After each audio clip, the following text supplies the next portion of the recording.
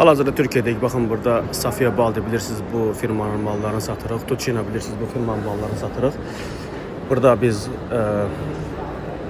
sərgidəyik. Sərgidən baxın biz necə ucuz satırıq deyənlərə cavab verirəm. Baxın bu sərgidə olan mallar var. İndi hal-hazırda da Nilüfer bilirsiniz biz çox satmışıq bu firmanın mallarını. Nilüfer'in mallarını göstereceğim size. Mesela Nilüfer bu malı çıkarır sergiye bir ölçüde. Ama sergiye çıkan mal en güzel maldır. Ama bunun kıymeti bu dəqiqə neçədir burada? 45 dolar. Sonra ben bunu alıram Nilüfer'den. Buradan 45 dolar yok. Bir tane bunu çıkarır nümunə üçün bura. Sonra burada sergiden sonra bu adama yani bu firmaya bu mal lazım olmur. Çünkü bu nümunə üçündür. Bir ədəddir, serial değil.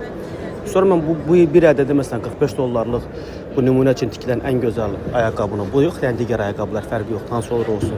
Alıram buradan, məsələn 45 dollarlıq ayaqqabını mən alıram buradan deyək ki 20 dollara, 25 dollara, 30 dollara gətirirəm sizə. Azərbaycanda daha uyğun qiymətə satıram. Yəni digərlərinin 200, 250, 300 manata satdığı ayaqqabıları biz gətiririk sizə orada satırıq. 85 manata bizim qiymətlərimizi bilirsiniz. 59 manata, 65 manata, 85 manata bu qiymətlərə. Yəni bizdə satışlar belə olur. Hal-hazırda da Türkiyədə sərgidəyik. Müxtəlif firmalardan bu cür mallar alırıq.